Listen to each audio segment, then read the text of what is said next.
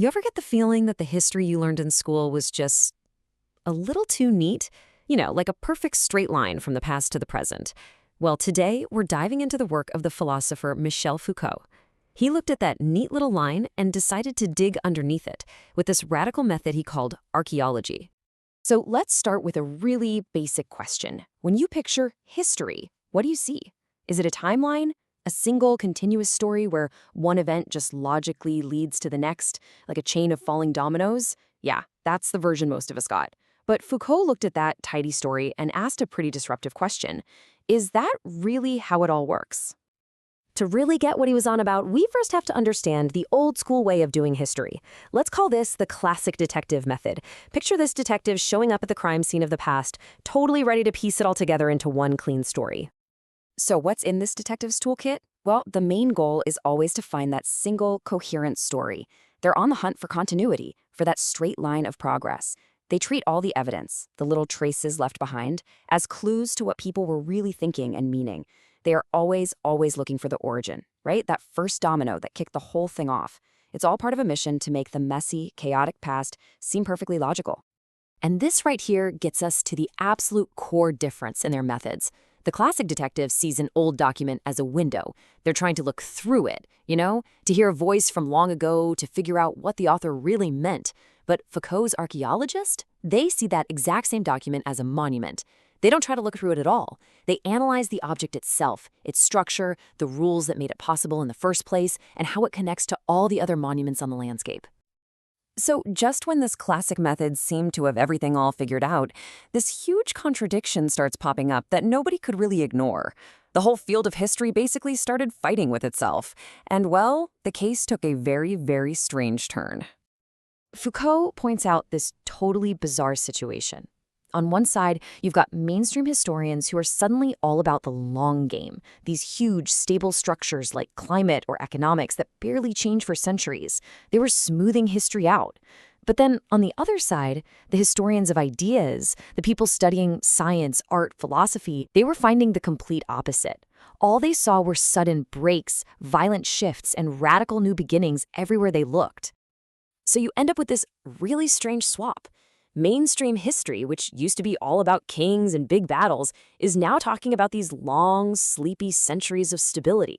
And at the same time, the history of ideas, which used to love talking about grand, continuous ages like the Enlightenment, is now just pointing out all the sudden, jarring breaks in how people thought. It was like two detectives were looking at the exact same evidence and coming to completely opposite conclusions. It just didn't add up. So how do you solve a contradiction like that? This is where Foucault brings in his new investigator, the Archaeologist of Knowledge. And this detective, they're not interested in the old case file. Nope. They're here to completely re-examine the evidence and the methods themselves. See, the archaeologist's job isn't to memorize the past or try to get inside the head of someone who's been dead for centuries. Instead, they get their hands dirty and work directly on the documents themselves. They take that whole messy pile of evidence and they just start organizing. They group things into different series, they sort them, they arrange them, and they map out all the relationships between them. And the method is really systematic. So let's say you're studying the idea of madness. First, you'd create separate piles or series of documents, medical textbooks, legal codes about the insane, novels with mad characters. Then for each pile, you define its unique rules. Like in 17th century medical books, what was it even possible to say about madness? Who was allowed to say it? Then you map the relationships between these different piles. How did a change in the law affect how novelists wrote about insanity? You're not building a timeline, you're building a multi-layered map. And the end goal here is to get rid of what Foucault calls total history. That's the classic move of trying to explain a whole era with one single idea, like the spirit of the age. Instead, he wants a general history. A general history doesn't look for one single center. It just lays out a map of all these different systems, showing their connections, their gaps, their overlaps. It's a history of differences, not a history of sameness. And this is the absolute crucial point. For the archaeologist, those breaks and ruptures in the story, they're not problems to be fixed. They're not failures. They are the most important clues. A discontinuity shows you the edge of a system of thought. It's that moment when the rules of the game suddenly changed. It becomes the archaeologist's #1 tool for analysis. And now we get to the plot twist, because Foucault's entire project, this whole new archaeological method. It turns out it wasn't really about creating a better way to understand the past. It was about something much, much bigger. Something aimed directly at us, right here, right now. Okay, I know this is a dense quote, but the idea behind it is so powerful. What Foucault's basically saying is that the story of a single continuous history isn't neutral. It actually serves a purpose. It makes us, humanity, with our amazing consciousness and free will, the star of the show. If history is one long, unbroken story of progress, then we get to be its authors, its main characters. So Foucault's real target wasn't a bunch of bad historians.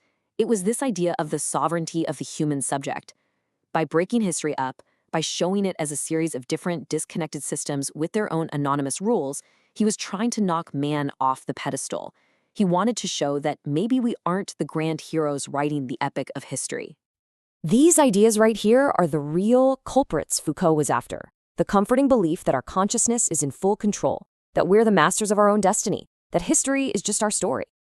Foucault thought that putting man at the center of everything had basically lulled us into this deep sleep, an anthropological sleep, where we just stopped questioning the very systems that define who we are.